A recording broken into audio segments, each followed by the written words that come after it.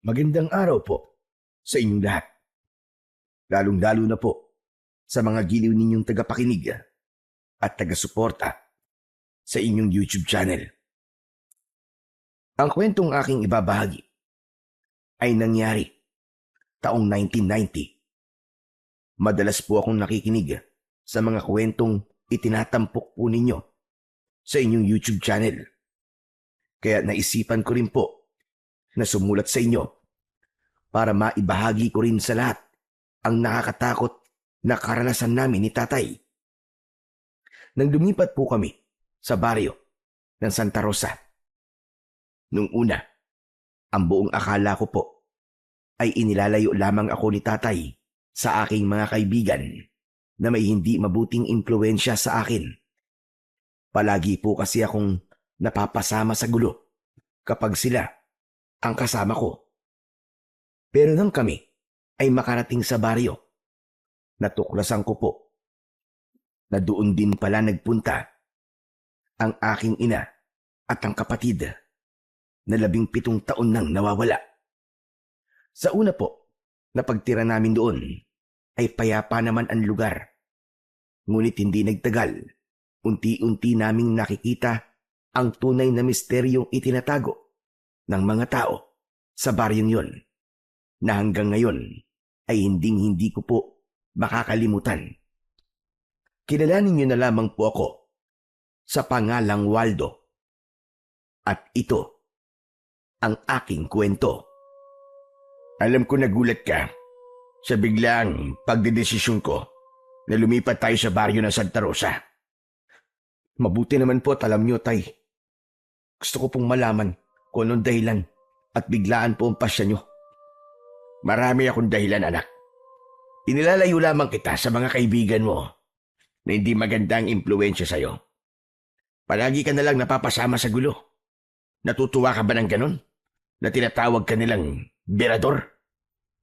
Tay, ipinagtatanggol ko lamang po ang aking sarili. Kung di po ako lalaban sa kanila, lumalabas po na duwag ako. At kapag hinayaan ko naman po sila, baka ako naman po ang pinaglalamayan ngayon. Kaya nga iniiwas na kita sa kanila, anak. Hindi sa lahat ng oras ay palagi mo may pagtatanggulan yung sarili.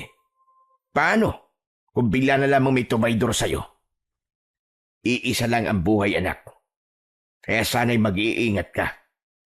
At bilang ama mo, masyado na ako nag-aalala para sa'yo. Kaya tama lang ito naging desisyon ko, ang lumipat sa baryong yon. Hindi po ako naniniwalang yun lang po ang dahilan nyo, tay. Sa palagay ko po, meron pa po kayong hindi sinasabi sa akin. Ay nako, Waldo. Bahala ka na sa gusto mong isipin. Teka, bakit naman hanggang dito nakasukbit ang itak mo sa bewang mo? Kaya siguro pinagtitinginan tayo ng mga tao kanina. Dahil dala mo yan. Itago mo na nga yan. Tay, pati ba naman to, pinakikialaman niyo pa? Hindi kita pinakikialaman. Ilagay mo sa tamang lugar ang pagdadala mo ng itak. Para ka namang sasabak sa gera niyan Nasa loob tayo ng buso. Baka mamaya niyan umakyat dito mga pulis. Tapos isipin nila na may binabala kang masama sa mga pasahero. Uso pa naman ngayon ang huldapan. Pero tay, hindi po kasi ako komportable kung wala po to sa bewang ko. Para bang palagi po ako nag-aalala. Ay nako.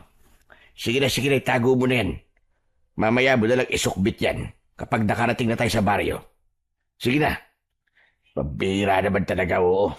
Ako kinakabahan sa ginagawa mo Sige na nga po, tatago ko na po. Baka kung saan pa makarating ang usapan natin. Mabuti naman. Para naman mapanatag na ang kalooban ko. Sige na, itago mo na yan. Oo na po. Ay tay, maiba ako. Sigurado po ba kayo dun sa lugar na pupuntahan natin? Oo naman. Maganda sa lugar na yon. Ang sabi ni Aling Tess.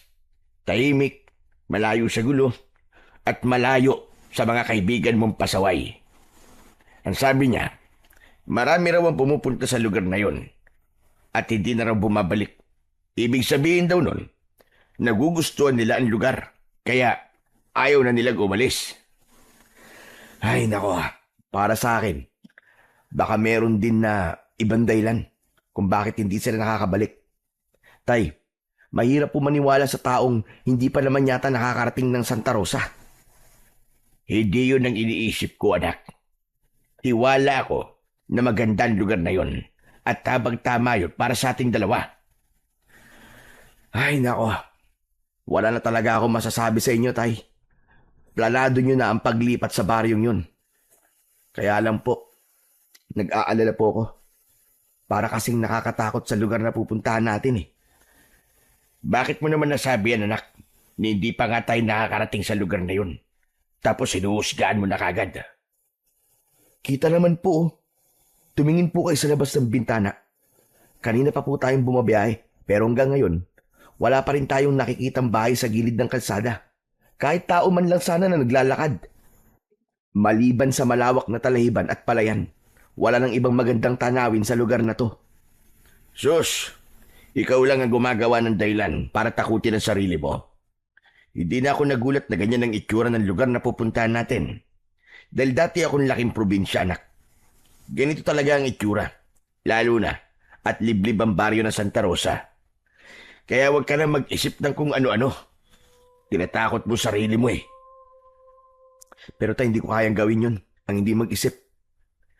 Tignan niyo naman po ang itsura ng mga pasahero sa unahan ng upuan natin. Ayun ho, yung matandang lalaki na may katabing buntis. Kanina ko pa po napapansin na panay po ang linga sa paligid. Ganon din po rito sa tapat ng upuan natin. Napapansin niyo po ba ang dalawang lalaki na panay ang tayo at tingin sa unahan ng sasakyan? Halata naman sa kanila na nag-aalala rin sila sa lugar na pupuntahan natin. Kung nag-aalala sila, bakit hindi pa sila bumaba at wag nang tumuloy? Ay nako, basta alam ko, tumigil ka na sa kapapansin mo sa mga kasama nating pasahero. Pati ako kinakabahan sa mga pinagsasasabi mo eh. Tay, sinasabi ko lang naman po kung anong napapansin ko. Sanay ako sa pakikihalubilo sa mga tao, kaya kabisado ko kung anong ibig sabihin ng kanilang mga kinikilos. Natitiya ko po na pareho kami ng nararamdaman. Nag-aalala rin po sila sa itsura ng lugar. Kahit na ano pa ang itsura ng lugar na pupuntahan natin, hindi na magbabago ang desisyon ko, anak. Doon na tayo titira at huwag ka nang kumontra. Tay, magsabi nga po kayo sa akin ng totoo. Ano po ba talaga ang totoong dahilan at gustong-gusto niyong lumipat tayo sa baryong yun? Gusto kong hanapin ang iyong ina at ang iyong kapatid. Ano po? Pambihira. Sinasabi ko na nga ba't meron kayong ibang dahilan eh? Bakit po natin nahanapin si nanay? Hindi po ba't iniwan niya tayo? Niloko po niya tayo. Ang sabi niya, bibisita lang siya sa kanyang mga magulang. Pero anong ginawa niya? Hindi na siya bumalik. Hindi mo ako naiintindihan, anak. Kahit 17 taon nang nakakalipas, ay umaasa pa rin akong muli ko siyang makikita. Mabubuo pa ang pamilya natin. Pero tay, iniwan niya po tayo. Wala na tayong naging balita mula sa kanya. Kaya imposibleng mabuo pa po ang pamilya natin. Kung nalaman ko po kagad ang totoo niyong dahilan, mas lalo akong hindi sasama sa inyo eh. Hindi po ako makakapayag sa gusto niyong mangyari. Tay, bumalik na po tayo. Huwag na po nating hanapin si nanay. Tumahimik ka nga. Nanay mo pa rin si Marisa at kasama niya ang kapatid mo. Kaya sa ayaw at sa gusto mo, sasama ka sa akin at hahanapin natin sila. Wala na akong nagawa nang sabihin yun ni tatay. At pagkatapos ay ibinaling niya ang kanyang paningin sa labas ng bintana. Indikasyong ayaw niya ng pag-usapan ang tungkol kay nanay at sa paglipat namin sa baryo. Habang nasa loob kami ng sasakyan, ay hindi ko maiwasan ang hindi suriin ang lugar na aming dinadaanan. Maging ang ibang tao na naroroon ay hindi rin napapakali sa kanilang upuan. Pagkalipas ng ilang oras na pagbiyahe, sa wakas ay narating namin ang unang tigilan ng sasakyan. Kami ang unang bumaba ng bus. Pag alis ng bus, ay natuon sa amin ang atensyon ng mga taong naroroon. Bumundol ang kaba sa aking dibdib nang mapansin ko ang kakaiba nilang pagtitig. Mula ulo hanggang paa ang tingin nila sa amin na para bang sinusuri nila ang aming pagkatao. Maya-maya pa ay napako ang atensyon namin sa isang matandang lalaki na panay ang sulyap sa aming mga dala. Nagtitinda siya ng mais sa gilid ng kalsada. Nagkatinginan kami ni tatay. Saka kami nagdesisyon na lapitan ito para magtanong. Pagkalapit namin sa matanda, ay si tatay na ang nakipag-usap dito. Tatang, mawalang galang na po sa inyo. Pwede po ba magtanong? Ito po ba ang baryo ng Santa Rosa? Tumango ang matandang lalaki bilang tugon sa tanong ni tatay. Saka nagpalinga-linga sa paligid. Pero hindi siya nagsasalita. Tuloy lang siya sa pagpaypay ng inihaw na mais. Kaya naman, inulit ni tatay ang pagtatanong. May alam po ba kayo na paupa ang bahay na maaari po naming matuluyang pansamantala? Kumunot ang noo ng matandang lalaki. Bumakas sa kanyang muka ang pag-aalala at pagtataka. Pero bigla siyang tumayo at itinuro ang direksyon sa makipot at mabatong kalsada na papasok sa kakahuyan. Marami pong salamat, tatang. Sige po, tutuloy na po kami. Halika na, anak. Nilingon ako ni tatay dahil hindi ako kumibo ng mga oras na yun. Gusto kong makita kung bakit parang kakaiba ang mga taong naroroon. Pakiramdam ko hindi na ako humihinga dahil sa labis na pag-aalala. Anak, tara na. Malayo pa lalakarin natin dahil sa tingin ko, itong lugar na to ang pinakabukana lang ng baryo ng Santa Rosa. Kaya naman, inayos ko ang aking dalang backpack. Pagkalayo namin sa mga tao, saka ko naman inilabas ang aking itak. Isinukso ko yun sa aking bewang at itinago sa ilalim ng aking damit. Pagkatapos nun, ay nagsimula na kaming maglakad ni tatay. Habang tinatahak namin ang daan, ay mas lalo kong nakaramdam ng pagkailang. Para bang may mga mata pa rin na nakatingin sa amin kahit wala naman akong nakikitang ibang tao sa lugar na yon. Tay, alam nyo, parang may mali sa baryong to. Hindi po ba kayo nag-aalala? Paano naman ako mag-aalala? Wala naman tayong ginagawang masama. Hindi tayang ibig ko pong sabihin. Ang lugar na to, tay. Para bang may mali? Tignan niyo po ang gilid ng kalsada. Malalalim ang bangin. Wala akong makitang mga bahay na nakatayo at masyado pong tahimik. Hindi po ba't parang nakapagtataka? Walang nakapagtataka sa ganun, anak. At isa pa, ito nga ang gusto ko eh. Malayo sa kaguluhan, tahimik ang paligid. At kahit papano, mapapanatag na ang loob ko na mailalayo na kita sa mga kaibigan mo. Pero tay, hindi po ako mapapanatag sa lugar na to. Huwag ka na nga mag-isip ng kung ano-ano, anak. Wala ka na rin naman magagawa eh. Nandito na tayo. Bilisan mo na lang ang paglalakad para makahanap na tayo ng bahay. Sa palagay niyo po ba, tay? Tama po ang daan na to. Nagsasabi po kaya ng tamang direksyon ng matandang lalaki kanina? Oo naman. Kaya nga sa matandang lalaki ako nagtanong eh, para hindi tayo lokohin sa direksyong ituturo niya sa atin. Nakaayan na oh. May nakasulat sa arko. Ito na nga ang baryo ng Santa Rosa. Dahil nakita ko rin ang nakasulat sa arko, hindi na ako nagtanong. Ipinagpatuloy na lamang namin ang paglalakad papasok sa lugar na yon. At sa loob nun, tumambad sa aming paningin ang mga bahay na gawa sa kugon at kawayan. Malalayo ang distansya ng mga bahay sa bawat isa. At ang mga tao, abala sila sa kanilang mga gawain. Nang makita nila kami, pumasok sila sa kanilang bahay at pinagsarahan kami ng mga bintana at pintuan. Hala, tay! Bakit po sila nagtatago? Siguro, hindi sila sanay na may dayo sa kanilang lugar. Ganun lang yun. Ay nako, hindi ko na po alam kung ano pa ang iisipin ko sa lugar na to eh. Isa pa, napansin ko po na malalaki ang katawan ng mga lalaki rito. Para bang hindi sila gagawa ng maganda, tay. Sus, lahat na lang pinapansin mo. Ano naman kung malaki ang katawan? Ay, ewan ko sa'yo, anak. Iba talaga ang mga lalaki sa probinsya, yan ang tatandaan mo. Sanay sila sa mabibigat na trabaho at sa trabahong bukid. Kaya huwag mo silang husgahan ng masama. Sa pagpapatuloy namin sa paglalakad, hindi sinasadyang may nadaanan kami na sugatan na unggoy.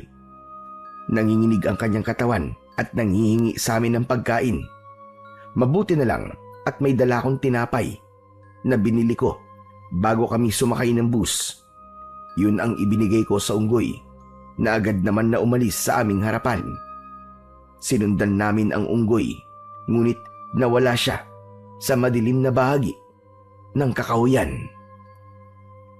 Kawawa naman po ang unggoy na yun, tay. Parang dadalhin pa niya sa kanyang pamilya ang pagkain na ibinigay ko sa kanya. Tama ka, anak. Siguradong may pamilya siyang hahatiran ng pagkain. Mabuti na lang at may dala kang tinapay. Anak, tama yan ha. Panatilihin mo maging mabuting tao sa mga hayop. Dahil baka dumating ang araw, sila pa pala ang magliligtas sa'yo kapag nalagay ka sa kapahamakan. Hindi po ba't yun naman po talaga ang kinagistang kong paalala mula sa inyo, tay? Ang maging mabuti sa mga hayop. Teka, tay, tignan niyo po. Ayun sa gawing yun. Sinundan ng tingin ni tatay ang direksyong itinuturo ko. Tumambad sa aming paningin ang maraming abandonadong sasakyan sa ibaba ng bangin. Aba, bakit naman maraming sasakyan dyan? Sayang naman, nakaimbak lang. Teka, sino kaya ang nagtapon ng mga sasakyan sa lugar na yan? Tay, lapitan po kaya natin para malaman po natin kung anong dahilan at itinapon ng mga sasakyan dyan. Mabuti pa nga, mukha kasing bago pa ang iba eh. Halika na. Bumaba kami ni tatay sa may hindi naman kalaliman na bangin para tignan ang iba't ibang klase ng mga sasakyan. Pagsapit namin sa kinaroroonan ng mga sasakyan, pinagmasdan namin yung mabuti. Ay, grabe. Sobrang daming sasakyan dito. Pero puro luma at sira na. Kaya siguro itinapon na lang dito. Sa tingin ko, nadisgrasya ang mga sasakyang ito, anak. Pero ang isang ito, mukhang bago pa. May bayad pa ng dugo sa mga upuan. Kawawa naman ang mga sakay ng sasakyang to, tay. Ano kaya kung pasukin ko po ang loob ng mga sasakyan? Baka lang po may makita po akong gamit na magbibigay ng impormasyon tungkol po sa mga biktima. Ikaw ang bahala. Ako rin. Titingin din ako rito sa kabila. Naghiwalay kami ni tatay. At sa aking paglalakad, nakita ko ang isang lumang jeep. Ginagapangan na yon ng ligaw na damo. Kaya pinasok ko yun at sinuri ang loob. Akma na sanang hahakbang ako ng paa nang mapansin ko ang isang lumang pambatang medyas sa sahig. Kinuha ko yun at pinagmasdan dahil may burda yun na letrang A at isinilid ko yun sa aking bulsa. Bukod sa medyas ay wala na akong ibang nakita kaya naisipan ko na rin na bumaba ng sasakyan. Maya-maya pa ay narinig ko ang boses ni tatay mula sa itaas. Anak, tara na. Wala namang kakaiba sa lugar na yan maliban sa mga sasakyan. Kaya umalis na tayo. Baka abutan pa tayo ng dilim sa daan eh. Mahirap na. Sige po, tay. Susunod na po ako sa inyo. Muli kong sinulyapan ang lumang jeep bago ako umakyat sa itaas kung saan ay naghihintay na sa akin si tatay. Nang makalapit ako sa kinaroroonan niya, ay tahimik na kaming naglakad.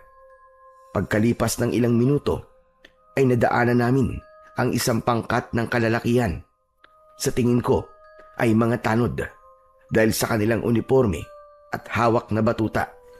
Napansin ko na pinagtutulungan nilang bugbugin ang isang binata.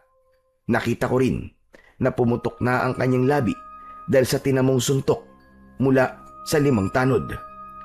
Tay, kawawa naman po yung lalaking pinagtutulungan ng mga tanod oh. Hindi na po makatarungan ang ginagawa nila.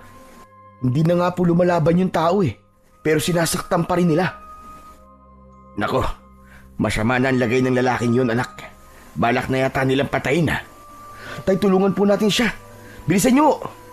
Teka, sandali lang anak. Baka tayo naman na mapahamak. Isa pa, hindi natin alam kung anong totoong dahilan kung bakit siya binubugbog ng mga tanod. Hindi na po mahalaga yun, Tay. Ang mahalaga, mailigtas po natin siya. Baka mapatay na siya ng mga lalaking yun At saka, hindi po dapat nila inilalagay sa kanilang mga kamay ang batas. Gaano man kalaki ang kasalanan niya, wala pa rin po silang karapatan na saktan ang taong yun. Wag na anak, wag na tayong makialam sa kanila. Madadamay lang tayo dyan. Tay, hindi pwede. Hindi ko po kayang makita na mayroong binubugbog na tao sa harapan ko. Lalong-lalo na po kung wala naman siyang kakayahan para ipagtanggol ang kanyang sarili. Kung may magagawa naman po tayong tulong, bakit po hindi natin siya tulungan? Wala nang nagawa si tatay nang bigla akong tumakbo papunta sa kinaroroonan ng mga tanod. Nang makalapit ako sa kanila, ay bigla silang tumigil sa pambubugbog nila sa lalaki. Dala ng labis na panghihina ng lalaki, bumagsak ito sa lupa. Mawalang galang na po sa inyo. Pero ano po bang kasalanan ng lalaking yan at pinagtutulungan niyo pong bugbugin? Hindi na po lumalaban sa inyo Mga tanod pa naman po kayo. Ay, kung sino ka man, huwag ka nang makialam dito. May kasalanan ako sa kanila. Kaya nila ako binubugbog. Kahit na pa hindi makatarungan ng paraan nila ng panghuhuli sa'yo. Hindi ka naman lumalaban Kaya kayo, kung tanod kayo at batas ang pinaiiral nyo, hindi nyo dapat to ginagawa. Imbis na makinig, ay nakita kong sinipa ng isang tanod ang lalaking nakahandusay sa lupa. Kaya wala na akong inaksayang oras. Tumalon ako, sabay sipa sa mukha ng tanod na nanakit sa lalaki. Bumagsak ito sa lupa. Hindi naman yun nagustuhan ng kanyang mga kasama. Kaya sabay-sabay silang sumugod sa akin. Umatake sila sa akin gamit ang kanilang batuta. Pero nagawa ko yung maiwasan at gumanti ng sipa sa kanila. Katulong ko si tatay na hinarap naman ang isang matabang lalaki. Dahil 4 ang kalaban ko, hinugot ko na ang aking itak. Alam kong malalagay rin ako sa alanganin at wala silang balak na buhayin ako. Kaya naman, humanda ako sa kanilang pagsugod. Nang umatake sila sa akin ng palo ng batuta, mabilis ko yung iniwasan sa kagumanti sa kanila ng isang hataw sa pamamagitan ng pinalapad kong itak. Hindi ko sila tinuluyan na sugatan, ngunit sapat na ang pagpalo ko ng talim sa kanila upang maramdaman nila ang sakit. Bumagsak sila sa lupa at nawalan ng malay. Saka ko nilapitan ang lalaki na dahan-dahang tumayo. Ayos ka lang ba? Maraming salamat sa pagtulong niyo sa akin. Nakita ko na hindi ito makatayo ng tuwid. Pinunasan niya rin ng kamay niya ang umagos na dugo mula sa kanyang pumutok na labi. Pagkatapos ay pinagmasdang kaming dalawa ni tatay. Akala ko katapusan ko na. Mabuti na lang at napabagsak niyo sila. Nakahanap din sila ng katapat. Ay, siya nga pala. Ako nga pala si Estong. Ako naman si Waldo. At siya naman ang tatay ko, si Mang Ronald. Ganun ba? Maraming salamat ulit sa inyong mag-ama. Utang ko sa inyo ang aking buhay. Teka, mukhang bago lang kayo rito Dayo lang ba kayo rito? Oo, Estong. Pero balak na naming tumira dito. Saan nyo mabalak pumunta ngayon? Ang totoo niyan, Estong hindi pa namin alam kung saan talaga kami pupunta. Ang balak sana namin ni tatay maghanap ng bahay na mauupahan na pansamantala naming matutuluyan habang wala pa kaming nahahanap na lupa na pagtitirikan ng aming tahanan. Baka naman matulungan mo kami, Estong. Hindi namin kabisado ang lugar na to, kaya nahihirapan kami. Teka, bakit naman po sa dinami-dami ng baryo na lilipatan nyo, dito pa sa Santa Rosa, ang naisip nyo? Bakit, Estong? May problema ba sa baryong to? Basta, magulo ang lugar na to. At hindi kayo ligtas sa lugar na to. Hindi kayo dapat dito nagpunta. Hindi ko naiintindihan kung anong ibig mo sabihin, Estong. Pero nandito na kami. Kailangan na namin tumuloy. Ang mabuti pa kaya tulungan mo na lang kami maghanap ng bahay. Kayo po ang bahala, Mang Ronald. Basta, hindi po ako nagkulang ng pagpapaalala sa inyo ha. Pero dahil iniligtas niyo po ako, sasamahan ko po kayo. Sa totoo lang, Estong. Kaya kami nandito, dahil may hinahanap kami mga tao. Pero hindi na muna yun ang mahalaga. Kailangan na muna namin na matutuluyan ng aking anak. Sige po, total naman po mahalaga ang sadya nyo sa lugar na to. Sasamahan ko po kayo. Tara na po, sumama po kayo sa akin. Iatid ko po kayo sa bahay ni Mang Badong. Po may-ari ng bahay na uupahan at siya rin po ang sekretaryo ng barangay. Sa kanya rin po kayo magpapalista ng pangalan nyo para sa ID kung dito nyo na po balak na tumira. Teka. Bakit kailangan pa naming kumuha ng ID? Yun po kasi ang patakaran sa baryong to. Para na rin po sa kaligtasan nyo. Hindi ko pinansin ang sinabing yun ni Estong. Sumama na kami sa kanya. Ipinagpatuloy namin ang paglalakad. Pagkalipas ng ilang minuto, narating namin ang lugar na sinasabi ni Estong. Merong 5 bahay na nakatayo sa gilid ng kalsada. Itinuro ni Estong ang isang malaking bahay sa gitna. Gawa yun sa kawayan at anahaw. Yan po ang bahay na paupahan po ni Mang Badong. Yan na lamang po ang bakante. Sa tingin ko po, pwede na po yan sa inyong mag-ama. Maraming salamat sa iyo, Estong. Sige na po, pumasok na po kayo sa loob. Nang makita niyo po si Mang Badong, palagi po kasi niyang nililinisan ang bahay na yan Maraming salamat sa iyo, Estong ha. Wala nga naman yun. Ay siya, sige po. Kailangan ko na pong umuwi para magamot ko na po yung sugat ko. Sigurado ka ba na kaya mong umuwi ng mag-isa? Opo, Mang Ronald. Mag-iingat na lang po kayo ni Waldo. Pasensya na rin po kung pati po kayo nadamay po sa problema ko. Sige po, tutuloy na po ako. Ilang sandali pa ay iniwan na kami ni Estong. Saka namin binalingan ng tingin ang itsura ng bahay. Nanatili kaming nakatayo sa labas ng bakuran. Mana sanang magtatao po pa kami sa taong nagbabantay ron nang bigla naming narinig ang boses ng isang lalaki mula sa loob ng bakuran. Binuksan niya ang tarangkahan at sumilip ang isang lalaking balbas sarado. Sino kayo? Anong kailangan nyo? Bakit nasa tapat kayo ng aking bakuran? Magandang araw ho. Kayo po ba si Mang Badong? Yung may-ari po nitong bahay na pinapaupahan? Oo, ako nga. Bakit mo na itanong? Dito po kasi kami itinuro ni Estong. Si Estong? Opo, siya nga po. Teka. Bakit nga ba kayo dinala rito ni Estong? Kailangan kasi namin ng anak ko ng bahay na matutuluyan. Balak kasi namin na dito tumira sa baryo nyo. Kapag nakahanap na kami ng bahay na permanente naming matitiran, lilipat kagad kami. Wala namang masama kahit tumagal pa kayo sa bahay ko. Mahalaga naman ang bayad. Mabuti naman ang baryo namin na napili niyong lipatan. Maganda sa lugar namin. Tahimik at malayo sa gulo. Isa pa, matagal nang bakante ang bahay na to. Kaya kahit hindi kayo nagmamadali sa paghanap ng inyong matitiran, ayos lang. Mabuti naman pala kung ganun. Halina kayo sa loob, pumasok na kayo. Naku pagpapasensyaan nyo na kung hindi kagandahan ng bahay ko. Pero sigurado, na magiging komportable naman ang pagtira nyo rito. Maiba nga pala ako ng usapan. Napansin ko na para bang hindi kayo pamilyar sa akin. Mukhang dayo lamang kayo sa lugar namin at nanggaling pa kayo sa malayong lugar. Tama ka, Badong. Gusto ko kasing tumira sa baryo na tahimik at malayo sa gulo. Nako, ang Santa Rosa ang sagot sa lugar na gusto mo. Pero bago yon, kailangan niyo muna magparehistro sa akin sa barangay at kumuha ng ID para naman masabing opisyal na kayong residente ng aming baryo.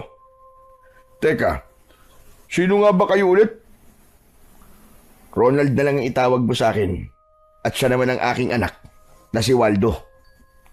O sige, tutal naman at nagkakaintindihan na tayo. Ayos na ba sa inyo ang itsura ng bahay? Oo, Badong.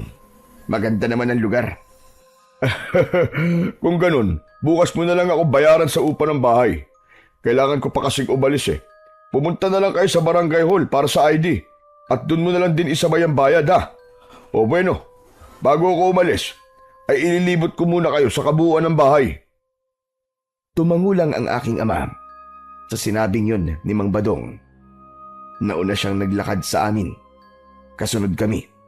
Sa pagpasok namin sa loob ng bakuran, bumungad sa amin ang maraming halaman na namumulaklak sa paligid. Ganon din ang matataas na puno na nakadagdag sa ganda ng itsura ng bahay. Ngunit sa kabila ng magandang tanawin na aking nakikita, hindi naman maipaliwanag ang kabang nararamdaman ko ng mga sandaling yun. 1,000 lang ang upa sa bahay ko sa loob ng 1 buwan. Libre na ang tubig. Kaya lang, wala tayong kuryente rito. Meron kaming libreng gasera na nilalagyan nyo ng gas. Meron nagtitinda ng gas sa lugar na to. Kaya hindi rin naman magiging mahirap para sa inyo. May karpyo ang baryo namin. Pagpatak ng 10:00 ng gabi, kailangan nasa loob na kayo ng pamamahay nyo. Dahil kung hindi, binubugbog ng tanod ang sino mang mauhuling pasaway.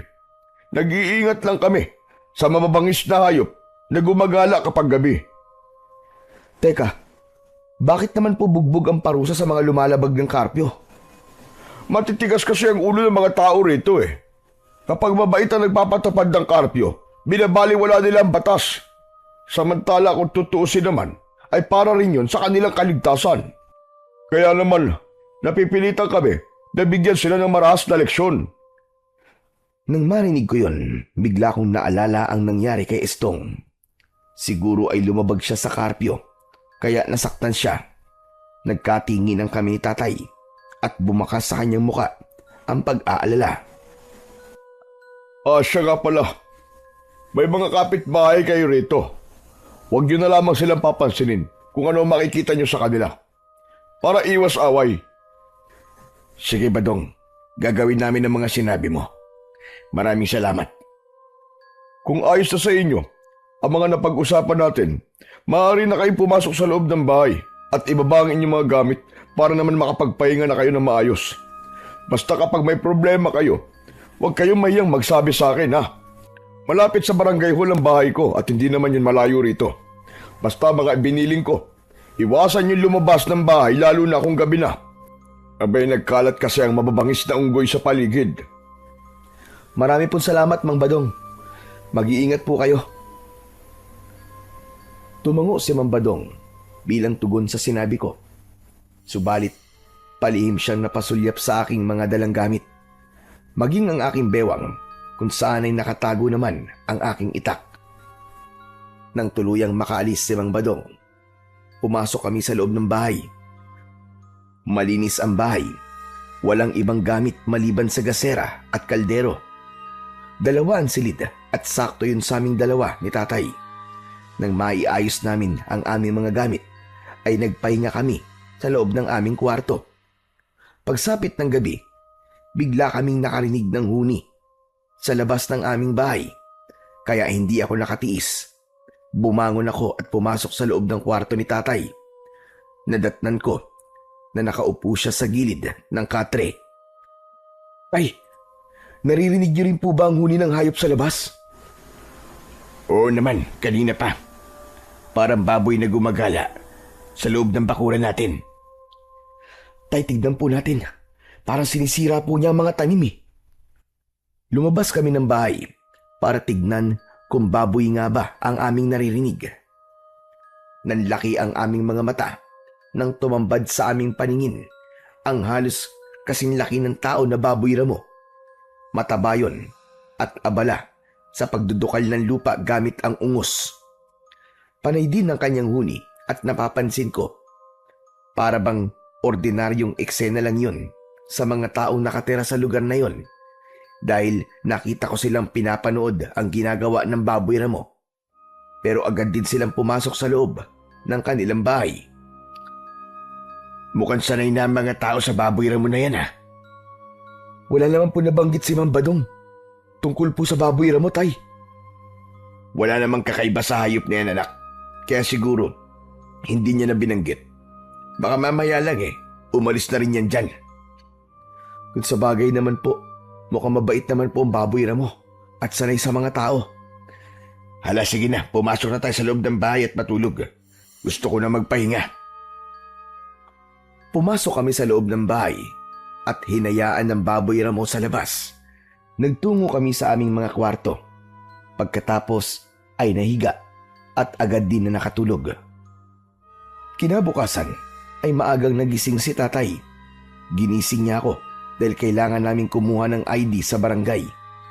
Mabilis naman akong bumangon sa katre, naligo at nagpalit na rin ng damit.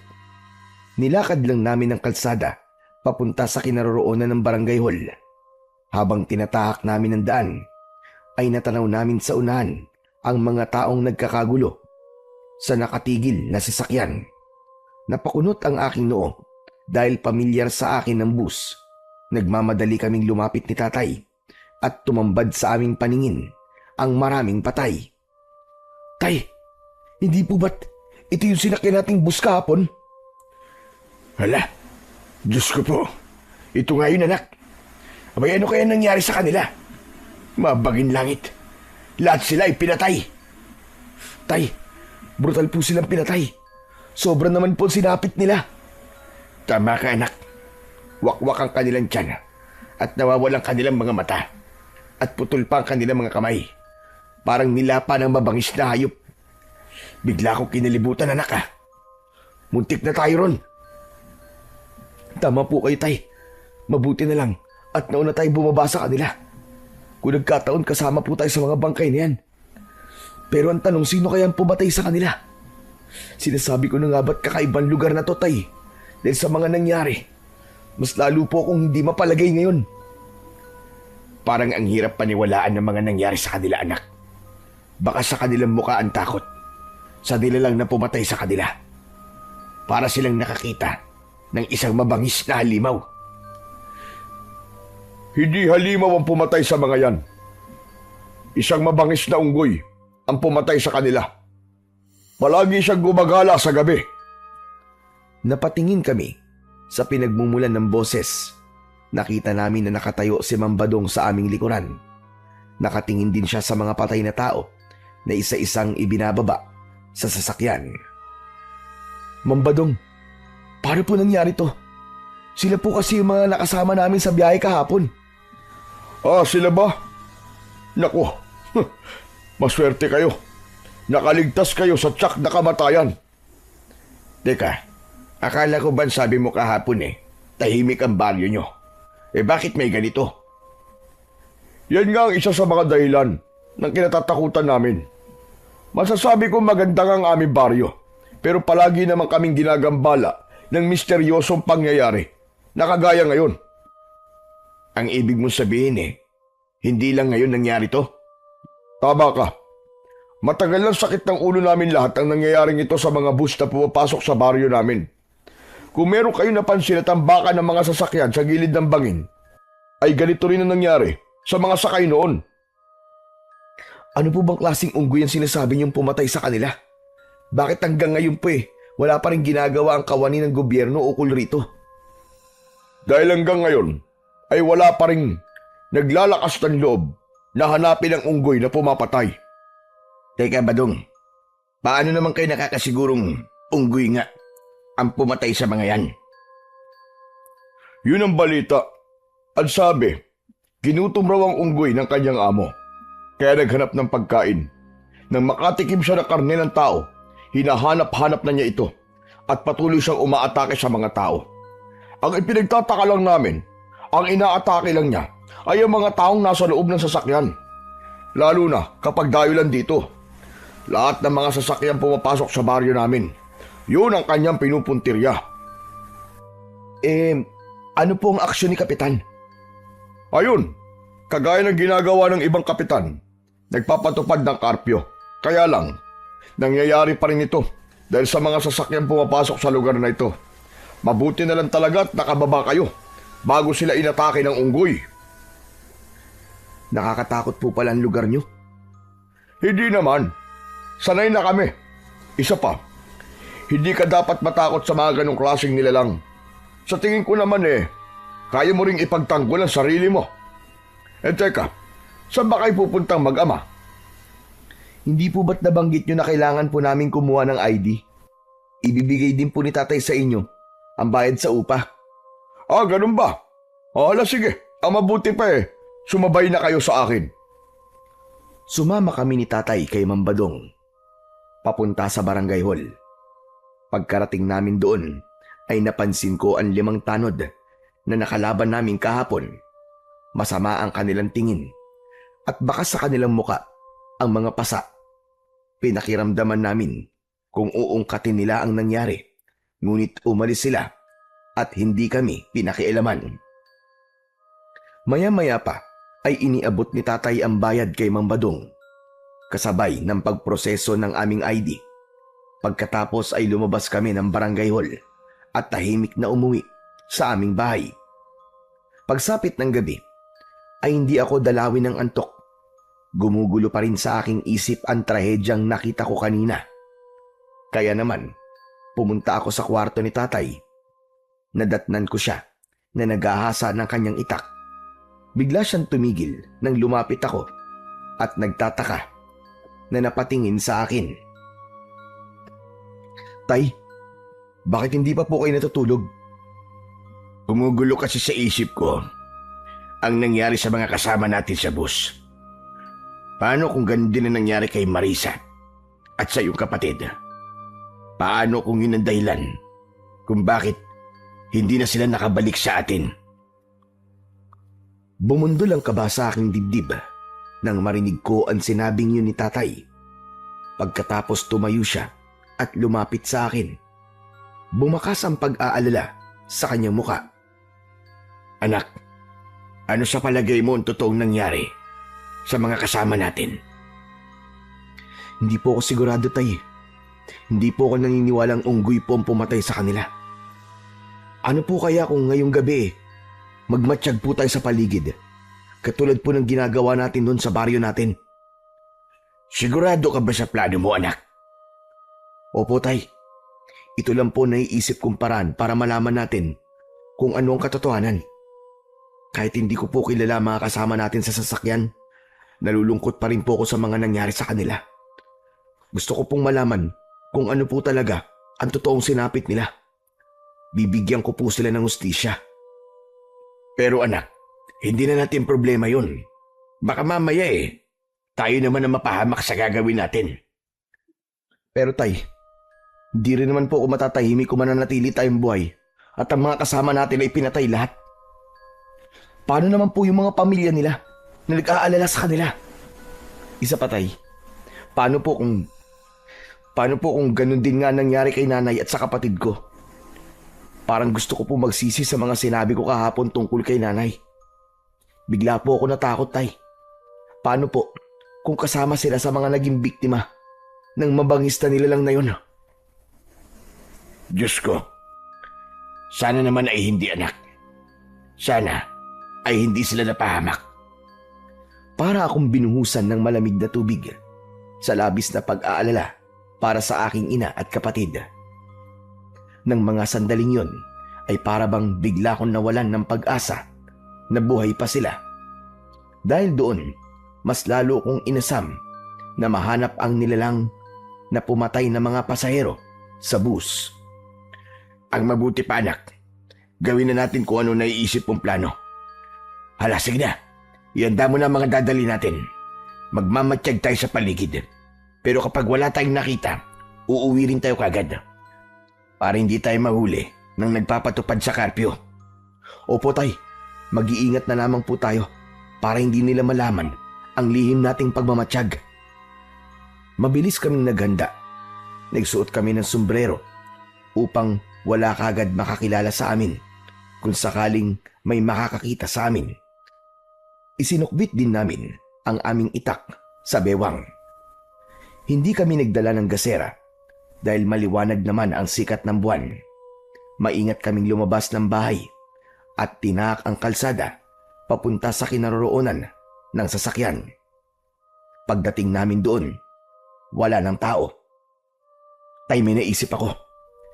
Ang mabuti po, magpanggap po tayong pasahero. Malay niyo po, biglang bumalik ang nilalang na umatake sa kanila. Ang ibig mo sabihin ipapain natin ang sarili natin, ganun ba? Opo tay, ganun na nga. Baka gumana po ang naiisip kong plano. Sumang-ayon sa akin si tatay. Umakyat kami sa bus at naupo sa unahan ng sasakyan upang madali kaming makita. Pagkatapos ay nakiramdam kami sa paligid. Anak, sigurado ka ba? Nagagana ang plano mong ito. Baka may makakita pa sa atin dito. Isipin nila na tayo ang pumatay sa mga pasahero sa bus. Tay, magtiwala po kayo sa akin. Dati ko na po itong ginagawa kapag may gusto po akong hulihin. Isa pa, naniniwala po ako na kung ang mga pinapatay ng nilalang ay ang mga taong nasa loob ng bus, maaaring makahanap po kagad tayo ng katibayan kung anong klaseng nilalang ang pumatay sa kanila. Kung sa bagay, may punto ka naman anak. Matagal kaming naghintay roon, subalit wala kaming napansin na kakaibang kilos sa paligid. Pagkalipas ng halos 20 minuto, narinig namin ang ugong ng isang baboy ramo. Nagkatinginan kami ni tatay at napatingin sa labas ng sasakyan. Tumambad sa aming paningin ang baboy damo na abala sa pagdudukal ng lupa. Yun din ang baboy damo na nakita namin sa loob ng aming bakuran kagabi. Matagal namin siyang pinagmasdan. Pambihira naman baboy damo na yan, tay. Kung saan-saan po siya nakakarating. Tuwing gabi ko lamang siya nakikitang kumakain at nagdudukal ng lupa. Sadyang ganyan naman ang baboy ramo, anak. Tsaka, wala namang kakaiba sa baboy ramo na yan. Mabuti ngayon at baka yan pa maging dahilan para magpakita sa atin ng unggoy. Tay, baka naman po hindi unggoy ang pumatay sa mga pasahero. Baka naman po ang baboy ramo na yan. Imposible yun, anak. Wala namang balita na pumapatay ng tao ang mga baboy ramo. Kung unggoy, pwede pa. Nagkakamali po kayo, tay. Meron din pong napapabalita na minsan nang pumatay ng tao ang isang baboy ramo. Magsasalita pa sana ako nang biglang dumating ang isang babaeng unggoy. Karga niya ang kanyang sanggol. Bigla itong bumagsak sa lupa mula sa sanga ng puno at hindi na kumilos. Nanatili siyang nakatayo habang nakatingin sa baboy ramo. Nakatayo rin ito at nakipagtitigan sa unggoy. Mabilis ang tibok ng puso ko dahil ang buong akala ko aatakihin ng unggoy ang baboy ramo. Ngunit nagkamali ako. Inatake ng baboy ramo ang unggoy. Akma sanang lulundag ang unggoy, ngunit naunahan ito ng baboy ramo. Kinagat nito kagad sa tiyan ng unggoy at itinakbo papunta sa madilim na bahagi ng kakahuyan. Tay, sundan po natin ang baboy ramo. Halika, bilisan mo. Kailangan malaman natin kung saan niya dinala ang unggoy. Bumaba kami ni tatay sa sasakyan para sundan ang baboy ramo. Tinahak namin ang masukal na kagubatan. Pagkalipas ng ilang minuto, ay biglang tumigil sa pagtakbo ang baboy ramo. Ibinaba niya sa lupa ang wala ng buhay na unggoy sa mismong lugar na direktang tinatamaan ng liwanag ng buwan.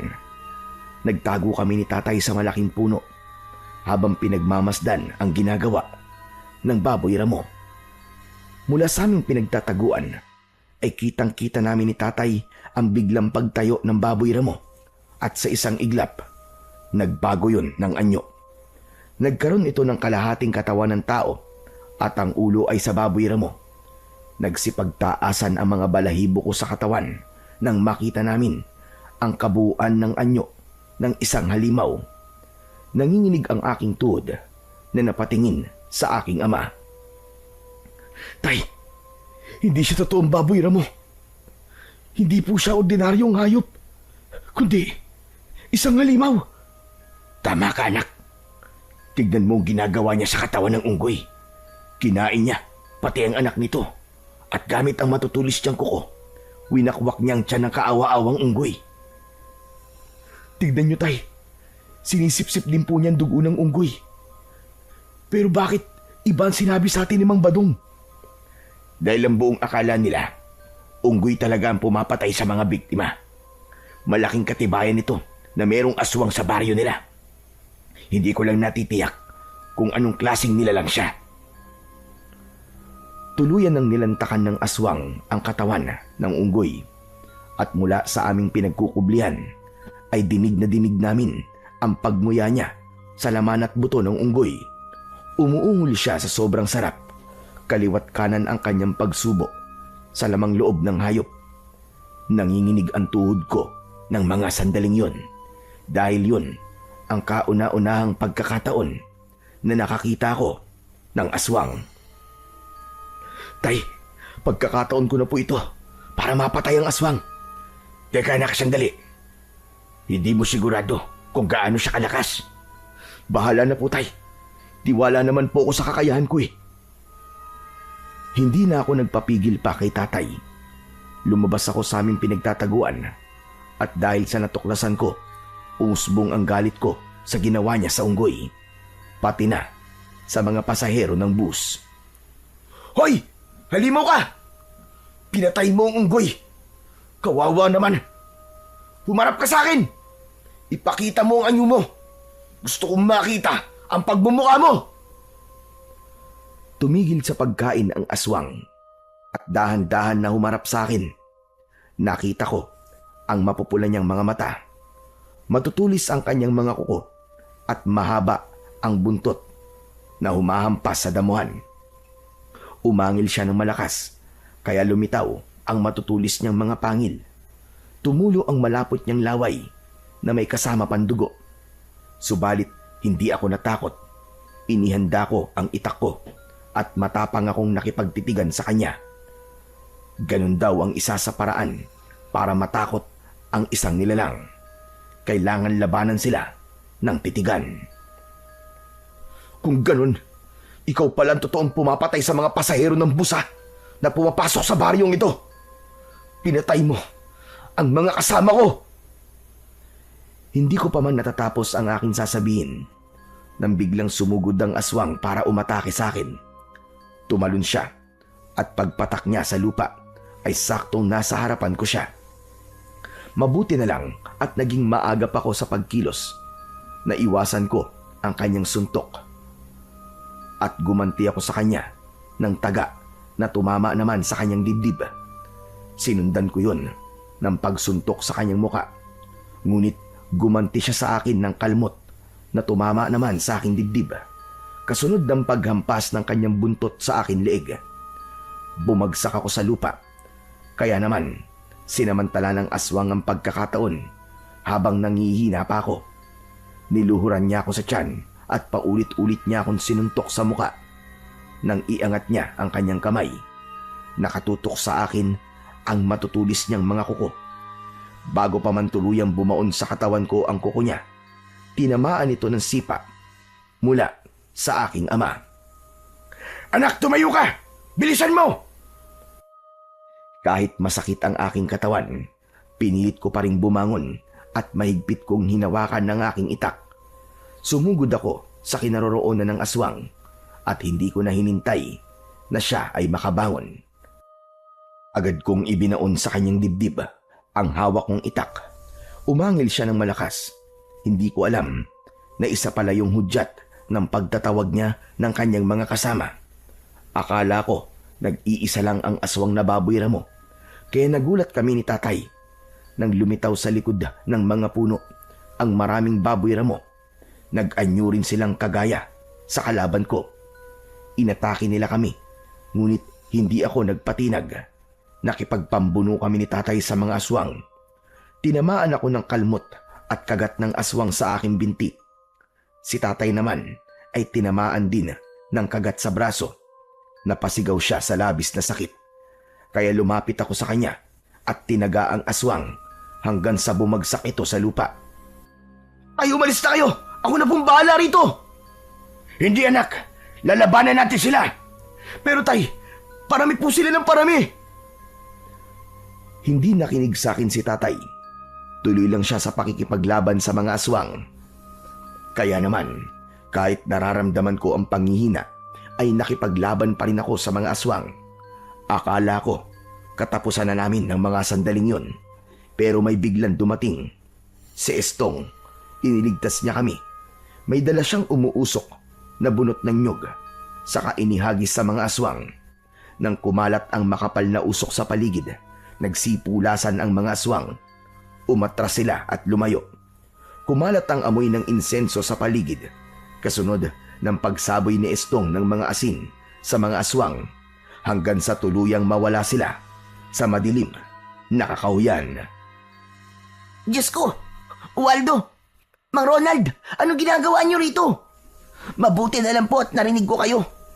Teka, may mga sugat po kayo sa katawan na. Sinasabi ko na nga ba't kayo naririnig ko sumisigaw eh. Waldo, ano? Kaya mo bang maglakad? Oo, kakayanin ko, Estong. Agad akong inalalayan ni Estong para tumayo. Pagkatapos ay nilapitan namin si tatay na sinisira ang laylayan ng kanyang damit para itali yun sa sugat niya sa braso. Kailangan ko magamot kagad ang mga sugat nyo bago pa lumala. Tulungan mo kami, Estong. Hindi namin nakalain na yung baboy ramo pala ay isang aswang. Oo, marami nagkalat na aswang sa lugar na to. Kaya bakit kayo nandito? Anong ginagawa nyo sa gitna ng kagubatang ito? Mahabang kwento, Estong. Teka, saan mo ba kami dadalhin? Kay Lolo Tahir po. Matutulungan niya po tayo. Halina po, kailangan na nating umalis dito bago pa mawala ang usok mula sa bunot ng nyog. Agad kaming naglakad palayo sa lugar na yon habang paika-ika ako sa paglalakad. Ramdam na ramdam ko ang sakit mula sa kalmot at kagat ng aswang sa aking katawan. Pagkalipas ng ilang minutong paglalakad, narating namin ang lumang bahay sa gitna ng kakahuyan. Umuusok pa ang kalanon at bukas ang gasera sa loob ng kubo. Teka, kaninong bahay ito, Estong? Ito ang bahay namin ni Lolo Tahir. Maggagamot siya, kaya matutulungan niya tayo. Halina kayo sa loob. Baka masundan tayo ng mga aswang eh. Lo, tulungan niyo po ako. May mga kasama po akong sugatan. Mula sa loob ng bahay ay narinig namin ang yabag ng paa papalapit sa pintuan. Bumukas yun at sumilip ang isang matandang lalaki. Agad itong nagulat nang makita kami. Aba, Diyos ko po, sino mga taong yan? Bakit sila duguan? Saka na po ako magpapaliwanag, Lolo. Kailangan po muna niyong gamutin ang sugat nila. Inatake po sila ng aswang. Hala, sige, pumasok kayo sa loob. Bilisan nyo. Pagpasok namin sa loob ng bahay, ay agad na isinarado ng matanda ang pintuan at mga bintana. Nagsindi rin siya ng ilaw sa loob ng kusina at nagpabaga ng apoy sa kalan. Pagbalik ay may dala na itong umuusok na bunot ng nyog. Titig na titig sa akin si Lolo Tahir. Pagkatapos ay tumingin sa kanyang apo. Ano bang nangyari sa kanila, Estong? Teka, sila ba yung sinasabi mong dayo sa baryo natin na tumulong sa'yo? Opo, sila nga po yun. Kailangan po nila ng tulong nyo, Lo. Abay sige, maluwag sa dibdib ko na tulungan sila. Salamat po, Lo. Mabuti na lang po. At napadaan ako sa lugar na yun. Mabuti na lang talaga dahil kung hindi, baka pinagtulungan na silang lapain ng mga aswang. Bakit ba kayo nagpunta sa gubat ng ganitong oras? Hindi nyo ba alam na delikado ang lugar na ito? Hindi po namin akalain na may aswang po sa baryo nyo eh. Bakit nga kayo nasa gubat? Ano bang ginawa nyo ron? Kasi po, yung kasamahan namin doon po sa bus, natagpuan po namin kanina na patay at wala na po natira sa kanila. Sinabi po ni Ma'am Badong na mabangis daw po na unggoy ang gumawa nun sa kanila. Pero hindi po ako naniwala eh. Kaya inaya ko po si tatay na magmatsyag sa lugar na yon. Hindi naman po namin nakalain na yung baboy ramo pala ay isa pong aswang. Isang pagkakamali ang ginawa nyo. Hindi nyo dapat ginawa yun. Paano kung nakilala kayo ng mga aswang?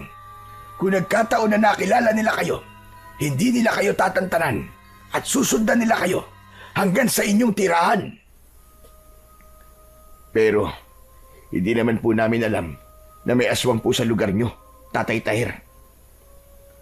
Ngayong alam nyo na kung anong klaseng lugar ang baryong ito. Kaya nga nagtataka ko kung bakit dito kayo lumipat sa baryo ng Santa Rosa. Hindi nyo ba alam na kakaiba ang lugar na ito? Marami ang nawawalang tao sa lugar na ito. Dahil sa oras na makapasok sila sa baryong ito, ay hindi na sila nakakabalik pa. Naikwento na sa akin ni Estong kung sino kayo. Hala, sige na. Hubarin nyo na ang inyong mga damit at kailangan magamot kagad ang mga sugat ninyo. Tutulungan ko po kayo, Lolo Tahir. Ako na po magtatali ng tela sa kanilang sugat para hindi umakyat ang lason. Agad kaming sumunod sa utos ng maglolo. Ganon din si tatay. Mabilis ang kilos ng matanda na para bang sanay na sanay ito sa ganong gawain. Nagdikdik siya ng mga daon at inilagay sa mga sugat namin. Pagkatapos ay pinatakan niya ng langis. Kitang-kita ko na kumulo ang langis sa sugat namin. Lolo Tahir, ano pong nangyayari? Bakit bigla pong kumulo ang langis? Kapagkat pinapatay ng langis at katas ng daon ng artemisa ang lason mula sa laway ng aswang. Kapag kumalat ang lason, mapaparalisa ang buong mong katawan. Pagkatapos ay mahahawa kayo ng aswang. At kaya naman kumukulo ang langis dahil sinisip-sip nito ang lason. Kapag nawala na ang pagkulo, ibig sabihin, wala na ring lason sa sugat nyo. At hindi nyo na mararamdaman ang sakit. Ano po bang klaseng aswang ang umatake sa amin, Lolo Tahir? Sila ang mga aswang nawok. Isang nilalang na mukhang baboy ramo. Mabangis silang nilalang dahil ultimo buto ng tao ay hindi nila pinapalampas at agad na kinakain. Paborito nila ang kamay ng tao. Kaya pala karamihan sa mga bangkay ng pasahero ay walang kamay. Bakit po hanggang ngayon ay malaya pa rin silang nakakapambiktima? Dahil mahirap silang kalaban. Mabangis, mabilis kumilos, at malinaw ang mga mata sa gabi. Mabuti na lang talaga at nakasuot kayo ng sombrero. Hindi nila kayo nakilala. Matagal na po ba kayong nakatira dito, Tatay Tahir? Oo naman, matagal na kaming nakatira at nakakulong sa baryong ito. Ano pong ibig sabihin yung nakakulong kayo sa baryong ito? Nakulong kami rito. Matagal na kaming biyag ng mga aswang na awok. Wala sa amin ang nakakalabas ng buhay sa baryong ito. Pinatay nila ang pamilya ko at maging ang aking anak na matagal ko nang hindi nakikita. Pinatay nila sa loob mismo ng sinasakyan niyang jeep. Mabuti na lang at nailigtas ko ang aking apo na si Estong. Kung ganun po, wala na pong pamilya si Estong? Oo, tama ka. Ulila na siya. Ang baryo ng Santa Rosa ay pugad ng mga aswang na awok. Pinangangalagaan nila ang kanilang lahi sa pamamagitan ng pagpatay sa mga dayo na pumapasok sa lugar na ito. Marami rin silang mga biyag doon sa kanilang kuta. Diyos ko, kung ganun, patay na po ang lahat ng mga taong pumasok sa baryong ito. Ganun ho ba? Tila naramdaman ko ang pagdadalamhati sa boses ng aking ama nang sabihin yun. Biglang pumasok sa isip ko si nanay at ang kapatid ko. Marahil ay patay na rin sila. Dala ng galit ay napakuyom ang aking kamao. Maya-maya pa ay si Estong naman ang nagsalita. Lahat ng mga taong nakapalibot sa atin ay mga aswang. Kaya mahirap magtiwala sa kanila. Kung ganun, nakakulong na rin kami ni tatay sa pugad ng mga aswang. Tama ka, Waldo. Kung naaalala nyo, nung nadaanan nyo akong pinagtutulungang bugbugin ng mga tanod, nahuli nila akong lumapit sa mga bihag para magbigay ng pagkain sa kanila. Lumabag ako sa karpyo, kaya yon. Sinaktan nila ako at balak sanang patayin. Mabuti na lang at dumating kayo. Kung pinapatay nila ang mga dayo, bakit kami? Hindi nila kami pinatay. Dahil natalo nyo sila sa laban. Naghahanap sila ng tiyempo ngayon para patayin din kayo. Pero dahil nakakuha kayo ng ID, hindi nila muna kayo gagalawin. Kapag natuklasan nila na alam nyo lang tungkol sa kanila, sa kanila kayo papatayin. Sinasabi mo bang nagpapanggap kayong walang alam tungkol sa kanila para mabuhay kayo? Oo. Kaya nga, umaarte akong walang alam at inilapit ko pa kayo sa pinakapinuno ng aswang. Teka sandali. Si Mang Badong ba ang tinutukoy mo, Estong? Opo, Mang Ronald. Siya po ang pinakapinuno ng mga aswang na awok. Sandali. Kung si Mambadong ang pinuno ng aswang, bakit wala pa rin kayong ginagawa? Humahanap lang kami ng tiyempo, Waldo. Kapag napasama kami sa biyag, hindi na kami makakahanap ng paraan para labanan ng mga aswang at itaka sa mga biyag. Ano pong ginagawa nila sa mga biyag? Unti-unti silang kakainin. Ginagawa silang reserbang pagkain. Sa oras na wala na silang mahanap na unggoy na siya nilang pangunahing pagkain. Unti-unti ko na rin po naiintindihan ng nangyayari. Ibinibintang nila sa unggoy ang kanilang kasalanan para hindi sila paghinalaan. Tay, sinasabi ko na nga ba't may kakaiba sa lugar na to eh. Sobra pa sa inaasahan natin ang matutuklasan nating lihim sa baryong to. At dahil sa kakaibang lugar na to, anak, mas lalo akong magsusumikap na hanapin ang iyong kapatid at ang iyong ina. Kahit konti na lang ang pag-asa na natitira sa atin, umaasa pa rin ako na sana ay buhay pa sila at kasama lang sa mga bihag. Ako rin po, tay. Hahanapin ko po si nanay. Habang nag-uusap kami ni tatay, bigla namang nagsalita si Lolo Taher. Delikado ang lugar na ito para sa inyo. Hanggat maaari, kung kaya nyo magpanggap, gawin nyo. Magkunwari kayong walang alam sa tunay nilang pagkatao. Hindi rin nila dapat malaman na nakipag-usap kayo sa amin ni Estong. Dahil kung hindi, iisipin nila na bumubuo tayo ng plano para sila ay sugpuin. Naiintindihan po namin, Tatay Taher. Sige po, Lolo Taher. Gagawin po namin ang sinasabi nyo. At teka, sandali lang po. Hindi niyo po ba sinubukan tumakas man lang? Maraming beses na namin ginawa yun. Kaya lang, bantay sarado ang baryong ito. May mga kuta sa bawat labasan ng baryo. Kaya hanggang ngayon, nag-iisip pa rin ako ng paraan kung paano sila matatalo. Lalo pat ang nag-iisang sandata na makakatalo sa kanila ay binabantayan din ng maraming aswang na awok. Binabantayan na sandata? Ano pong ibig niyo sabihin, Lolo Taher? May sandata na tatalo sa kanila. Paano po yung makukuha? Gusto ko pong tumulong. Ililigtas ko po kayo kasama ang kanilang mga bihag. Nakahanda po akong sumugal para sa sandata. Bibigyan ko rin po ng katarungan ang mga nangyari sa aming mga kasama sa bus. Huwag anak, natatakot ako na baka mapahama ka. Ang kailangan lang na gawin natin ngayon ay tumakas sa lugar na ito at mahanap ang iyong ina. Hindi tayo makikipaglaban sa mga aswang. Walang puwang ang takot sa mga oras na to, tay. Kaduwagan ng pagtakas habang maraming tao ang nagdudusa at nangangailangan ng tulong. Nakahanda po ako sa mangyayari. At kasama sa plano ko, ang bigyan ng hustisya ang mga taong pinatay nila. Kung buo na ang desisyon mo, kailangan mong malaman na hindi magiging madali ang pagkuha sa iniingatang sandata. Kakayanin ko po yun, Lolo Tyre. Sige ho, sabihin niyo sa akin, paano ko po matatagpuan ang kinaroroonan ng sandatang itak? Sa gitna ng kagubatan ito, may isang malaking yungib. Isang kuweba na pinamumugaran ng mga aswang na awok. Kapag araw, doon sila nagtatago at nagpapahinga. Lalo na kapag may sugat sila, doon sila nagpapagaling. Lahat sila ay nagbabantay sa itak. Alam ni Estong ang lugar na yon. Maaari kanyang samahan at tulungan. Madali lang naman ang pagpunta ron.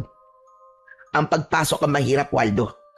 Dahil ang kinaroroonan ng sandata ay nasa ilalim mismo ng yungib. Ano po ang kakayanan ng sandatang naroon? Ang kakayahan ng itak ay ilabas ang kapangyarihan ng aswang mula sa kanyang katawan. Tinutunaw ng itak ang mutya ng awok. Teka, bakit po ganun kalakas ang itak? Dahil isa yung maiwagang itak na pinanday sa gitna ng lindol at kidlat. Ang ibig ko sabihin, pinanday ang itak habang kumikidlat at lumilindol. Ang pinakamalalang epekto ng sugat na likha ng tanim ay ang pagkalusaw ng katawan ng mga aswang. Makapangyarihan po pala ang sandatang yun. Kung ganun, kailangan ko po yung makuha. Sana nga, Waldo. Doon nakasalalay ang kaligtasan natin lahat para tuluyan ng maubos ang lahi ng mga aswang na awok sa baryong ito. Magtatagumpay po ako, Lolo Tyre. Sigurado po ako ron. Anak, huwag kang padalos-dalos ng desisyon. Kailangan pag-isipang mabuti ang pagpunta ron. Nakahanda rin po akong tumulong sa anak niyo, Mang Ronald. Panahon na po para kumilos. Kailangan na po nating itakas sa mga biyag bago pa sila maubos. Kung handa na kayo, makinig kayong mabuti sa akin. Kailangan niyong magdala ng ilang pangontra at sandata na panlaban sa kanila. Ikaw, Estong, magdala ka ng bunot ng nyog na merong insenso at kamangyan. Saka niyo sindihan sa loob ng kuweba para manghina sila at mabawasan ang kanilang puwersa. Maganda po naisip niyo, Lolo Tyre. Dahil napansin ko nga po, natakot po sila sa usok. Tama ka. Dahil hindi sila nakakahinga kapag nakakalangap sila ng usok mula sa bunot ng nyog. Lalo na kapag merong insenso at kamangyan. At pagpasok sa kuweba, ay itaon nyo na natutulog sila. Pagkatapos ipaliwanag ni Lolo Tyre ang mga dapat naming gawin, tinahak namin ang daan papunta sa gitna ng kagubatan. Dala ang aming mga sandata. Pagkalipas ng 1 oras na paglalakad, ay narating namin ang bukana ng yungib. Maliwanag ang loob doon dahil sa mga sulo.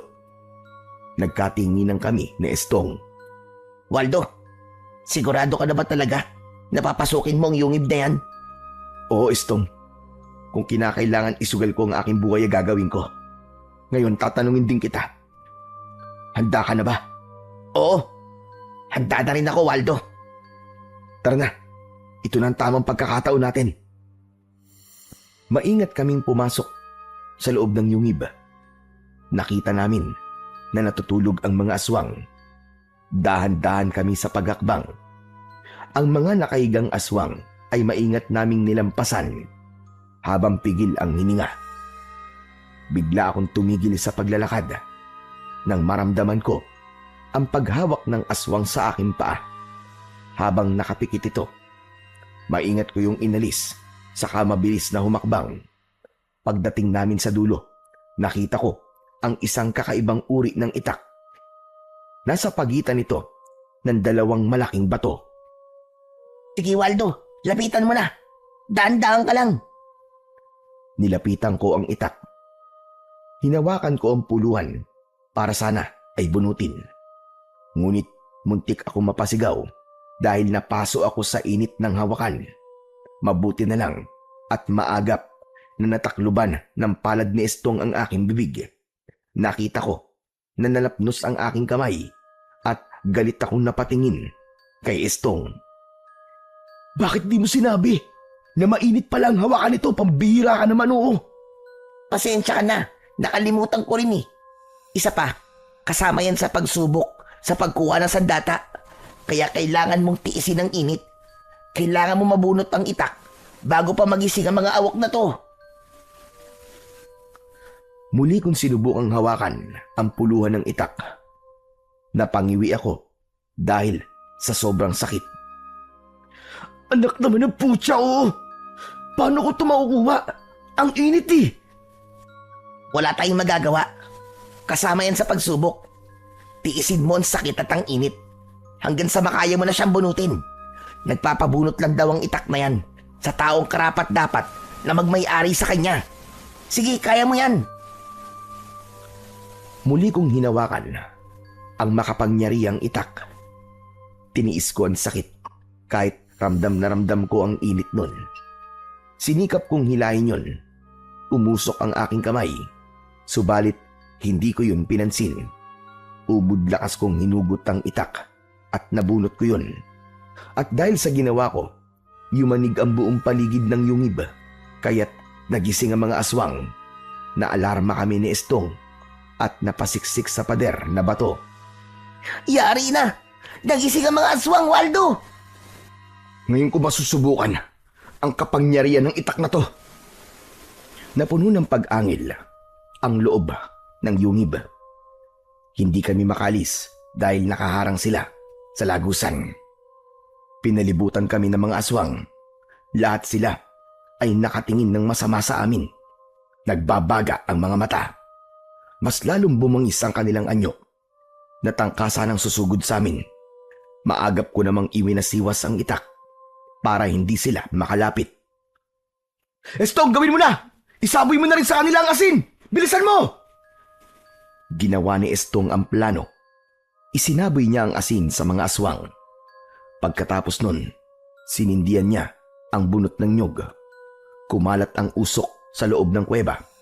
Sinabayan ko yun ng pag-atake sa kanila gamit ang aking makapangyarihang itak. Tinaga ko sa leeg ang unang sumugod sa amin. Nakita ko ang epekto ng talim sa katawan nila. Merong lumabas na usok mula sa nakabukas na sugat ng aswang. Bumagsak siya sa sahig ng kuweba. Nagkikikisay ang katawan. Bumubula ang bibig na parabang nalalason at lumuwa ang kanyang mga mata hanggang sa tuluyang lumiyab ang kanyang katawan. Hindi ako makapaniwala sa malakas na kapangyarihan ng itak. Kaya naman, sumugod ako sa mga natitira pang mga aswang at bawat wasiwas ko ng talim sa ere ay tinatamaan ko sila sa kanilang katawan at agad na nasusunog. Waldo, tara na! Malapit na maubos ang usok sa bunot ng nyog! Dahil sa sinabing yun ni Estong, mabilis kong inatake ang mga aswang na nakaharang sa daan palabas ng kuweba. Bawat tamaan ng aking taga, isa-isa silang bumabagsak sa sahig ng kuweba hanggang sa masunog. Ang iba naman ay napapaluhod dahil nanghihina sila sa nalalanghap nilang usok galing sa bunot ng nyog. Sinamantala namin ang pagkakataon para lumabas ng kuweba. Hindi ko napansin na merong nag-iisang aswang na humabol sa amin. Kaya bago ko pa mapugutan ng ulo ang aswang, tinamaan na ng kalmot sa dibdib si Estong. Dala ng labis kong galit, paulit-ulit kong tinaga sa leeg ang aswang na awok hanggang sa tuluyan itong bumagsak sa lupa hanggang sa masunog. Saka ko naman nilapitan si Estong. Estong, may sugat ka! Ayos lang ako. Hindi naman malalim ang sugat ko eh. Anong hindi malalim? Delikado pa rin yan dahil sa laso ng awok. Mabuti na lang at pinadala sa akin ni Lolo Tahir ang langis na to. Gagamutin kaagad kita. Hubarin mo ang damit mo. Mabilis na nagubad ng damit si Estong at lumantad sa aking paningin ang tatlong malalim na guwit mula sa kuko ng aswang na awok. Pero biglang napako ang aking atensyon sa suot na kwintas ni Estong. Meron yung palawit na tela na may pamilyar na itsura. Hindi ko lang matandaan kung saan ko yun nakita. Pagkatapos kong patakan ng langis ang sugat ni Estong, ay muli niyang isinuot ang kanyang damit. Pero hindi ako nakatiis na hindi magtanong tungkol sa kanyang kwintas. Anong uri ng kwintas ang suot mo, ha Estong? Naku, wala to. Hindi naman to agimat eh. Isa lang itong alaala mula sa namatay kong nanay. Pareho pala tayo.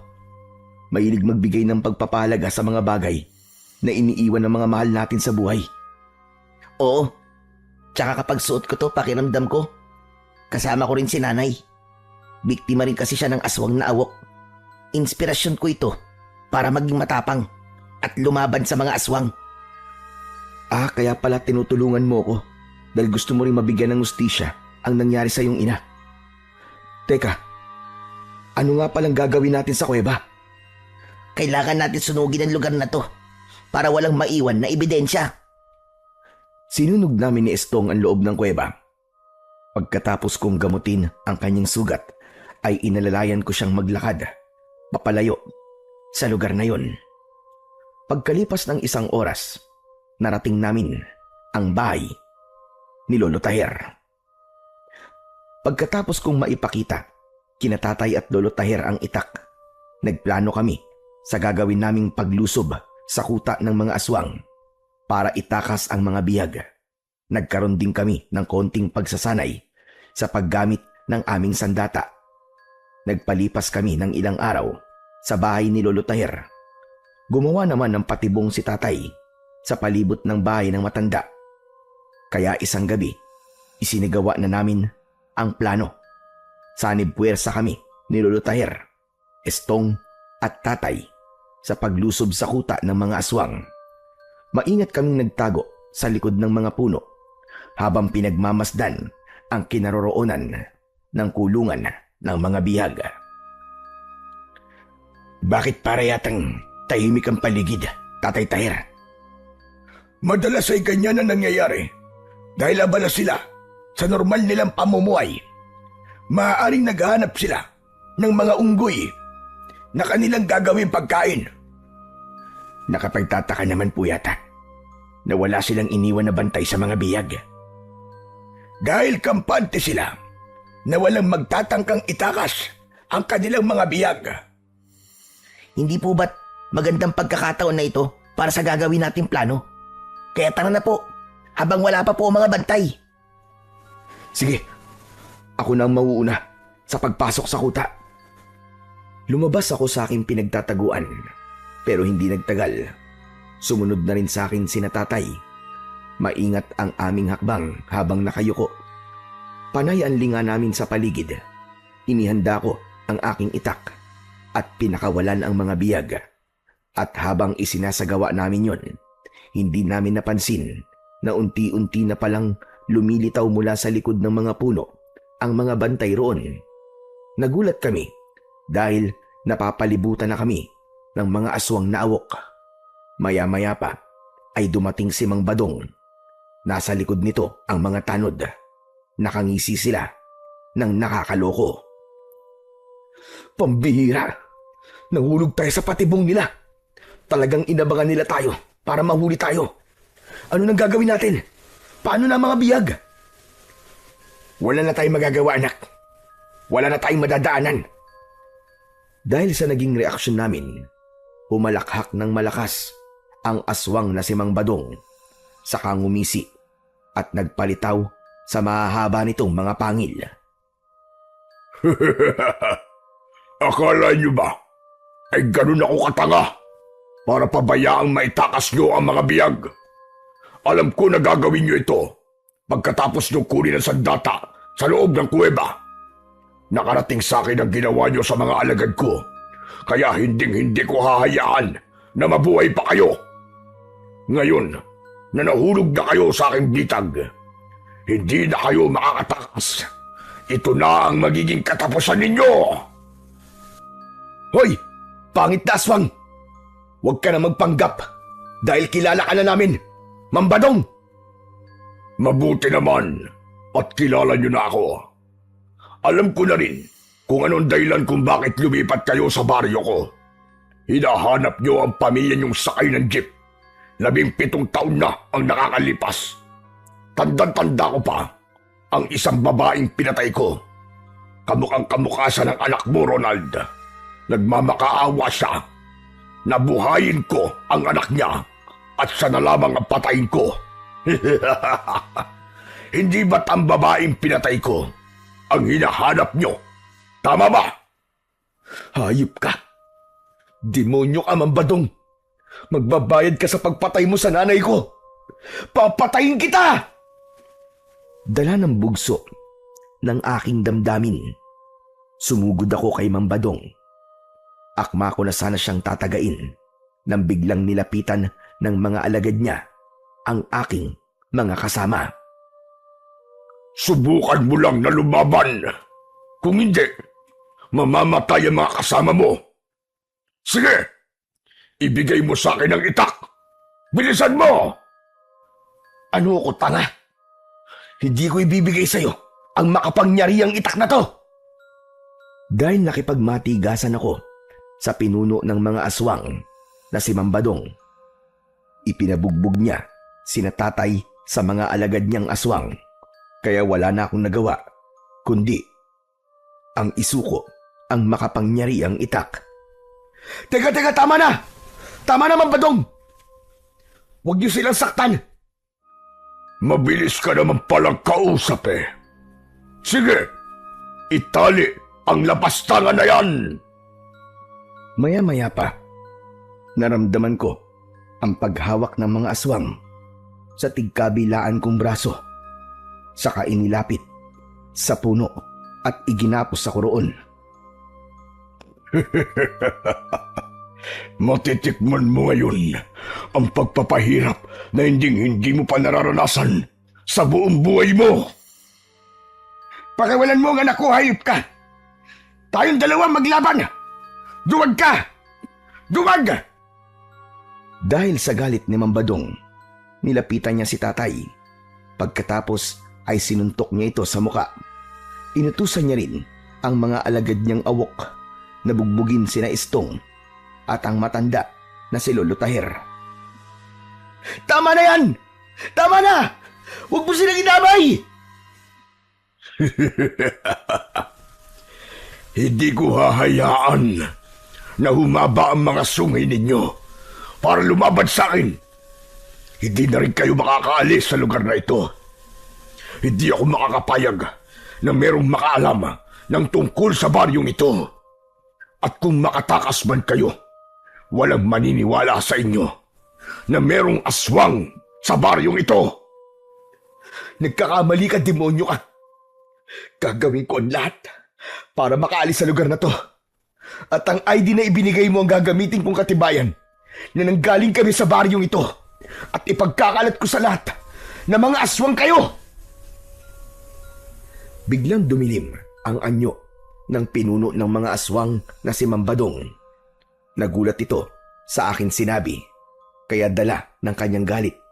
Isinawsaw niya ang aking itak sa nagbabagang kahoy. Pagkatapos ay ipinaso niya yon sa aking kamay. Halos mapasigaw ako sa labis na kirot. Si tatay ang hindi nakatiis. Nagpumiglas siya para makalapit sa akin. Pero bigla siyang hinampas ni Mambadong ng puluhan ng itak sa muka. Kaya naman, pansamantalang nawalan ng malay si tatay. Hayop ka talaga, Badong! Humanda ka sa akin kapag nakatakas ako rito! Ikaw ang una kong papatayin! Tatagtaran kita ng pinong-pino! Puro kasatsat na hindi ka na nga makagalaw dyan. At hindi mo na rin magagamit ang iyong kamay. Dahil sunog na yan. Kaya maghintay ka na lamang sa kamatayan mo. Umalis sila sa aming harapan. Habang sila Istong at Lolo Taher naman ay nananatiling walang imik habang iginagapos ng mga aswang. Ang mga bihag naman ay ibinalik na sa kulungan habang umiiyak at humihingi ng tulong sa amin. Ang itak ko naman ay inilagay ni Mambadong sa apoy para tuluyang tunawin.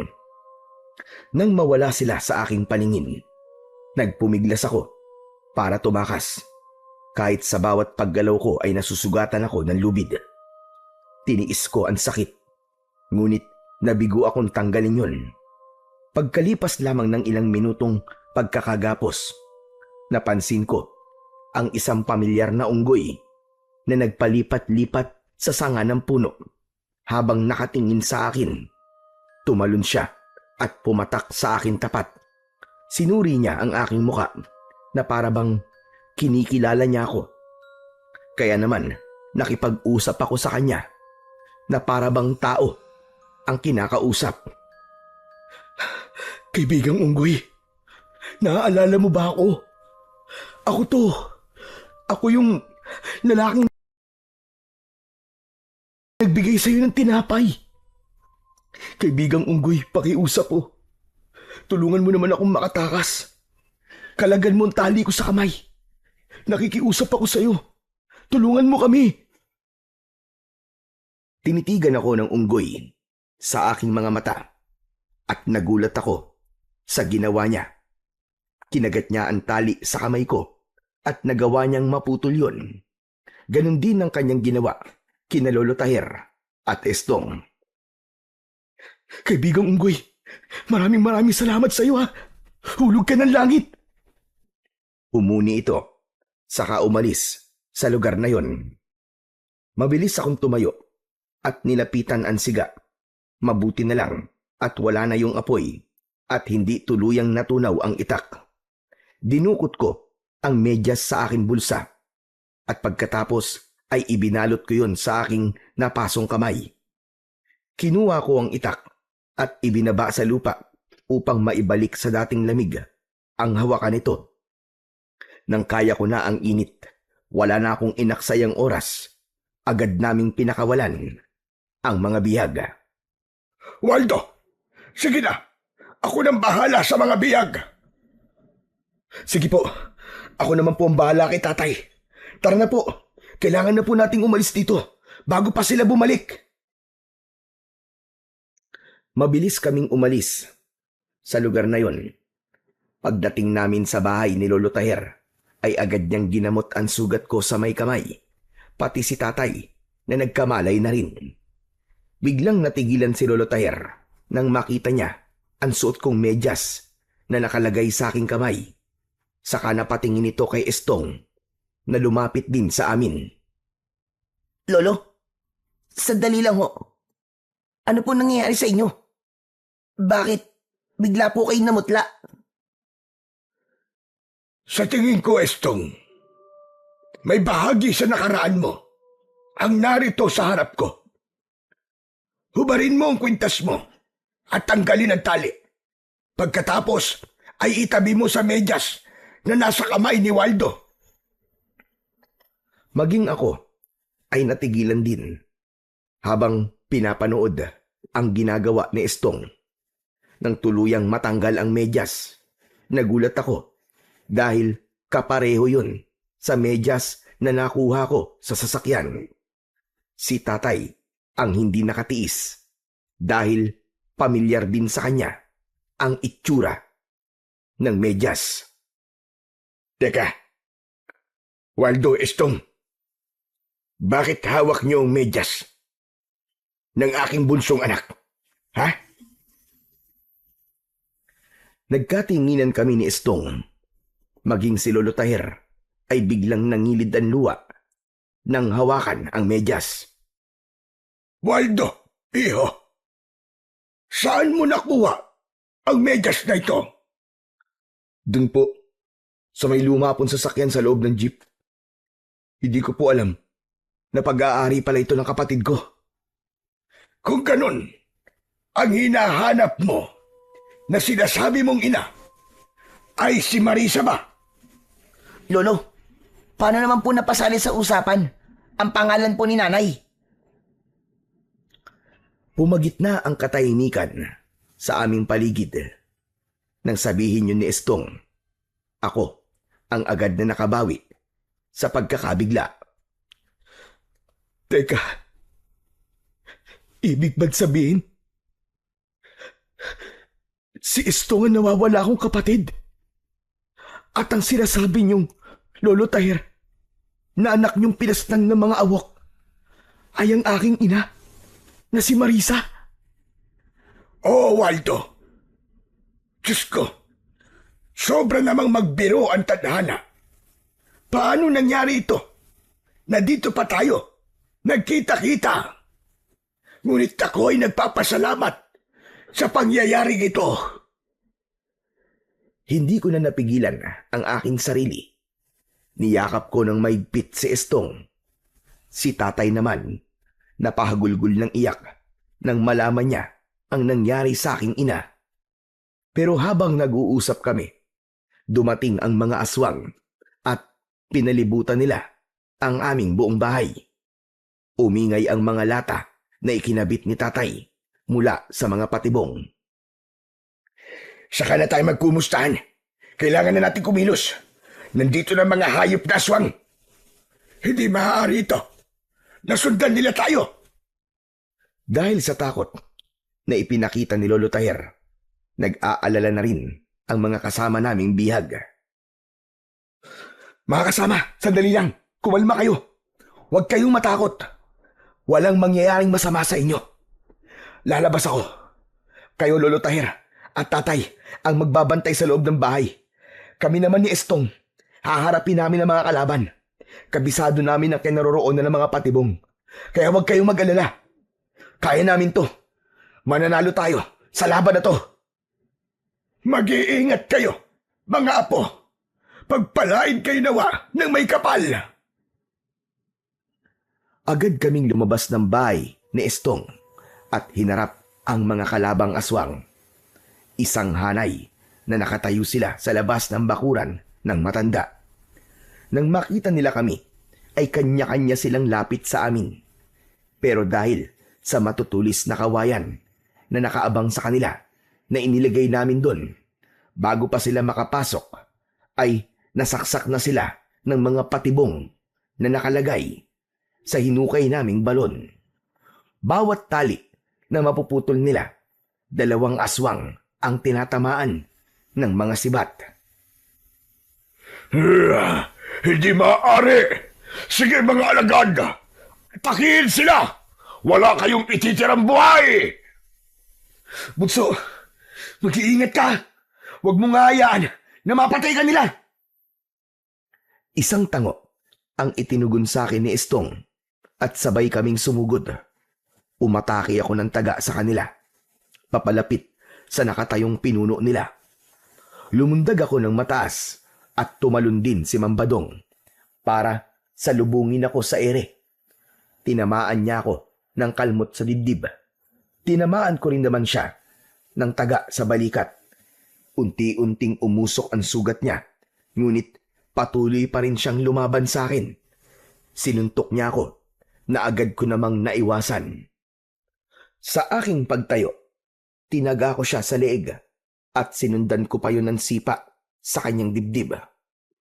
Kahit unti-unting nauhulog ang kanyang mga mata dahil sa epekto ng aking sandata, tuloy siya sa pagakbang at gumanti ng kagat sa akin. Naiharang ko ang talim sa kanyang bibig. Sabay hila ko, kaya naman nahiwa ko ang kanyang labi. Pagkatapos, tumalon ako ng mataas at itinarak ko ang aking makapangyarihang itak sa kanyang ulo. Doon na nagsimula ang pagbula ng kanyang bibig. Hayop ka, demonyo ka. Sisingiling ka na ngayon sa kasamaan mo. At yan na rin ang magiging katapusan mo! Isang malakas na pagtaga sa kanyang leg ang aking ginawa. Nasunog ang kanyang katawan at kumalat ang kanyang abo sa lupa. Samantala si Estong naman ay nakikipagpambuno pa rin sa mga natitirang alagad ni Mambadong. Inatake ko sila ng taga sa leeg, pero nagulat kami ni Estong nang mula sa puno dumating ang napakaraming unggoy. Tinulungan nila kami. Inuhulog nila ang mga aswang sa balon na puno ng matutulis na kawayan. Lahat ng mga nahulog sa patibong ay pinagsasasaksak ko gamit ang aking makapangyarihang itak hanggang sa sila ay mamatay. Nang humupa ang kaguduan, lumapit sa akin ang unggoy. Sumampa siya sa aking balikat at niyakap niya ako ng maigpit. Naramdaman ko na para bang siya ay nagpapasalamat. Kaibigang Unggoy, maraming salamat din sa tulong mo sa amin. Kundi dahil sa'yo, hindi namin to magagawa. Pagkatapos kong magpasalamat sa kanya, umalis sila sa loob ng bakuran at naglaho sa kakauyan.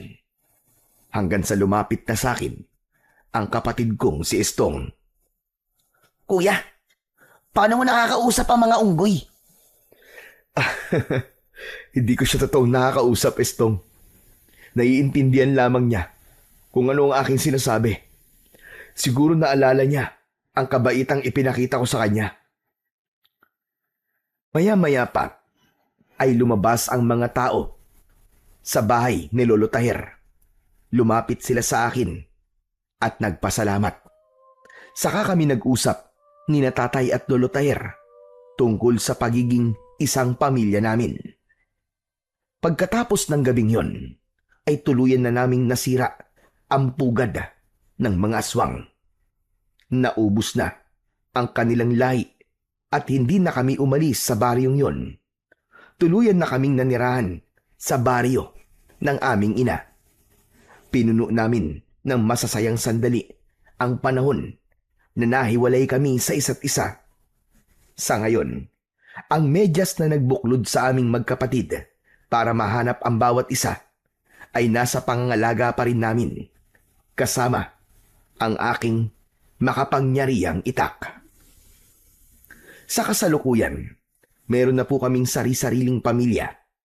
Masaya at tahimik na namumuhay sa baryo ng Santa Rosa na minsang sinakop ng mga aswang.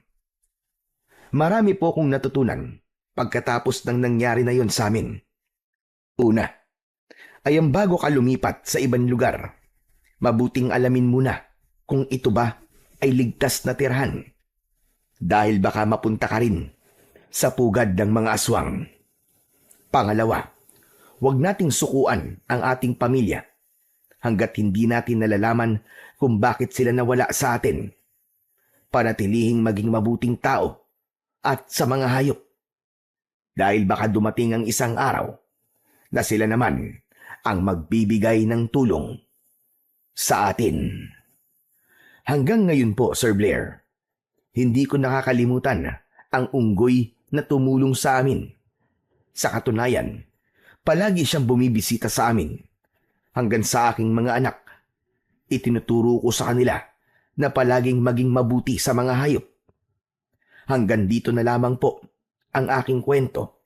At sana ay kinapulutan po ng aral ng ibang naliligaw ng landas. Nagpapasalamat, Waldo.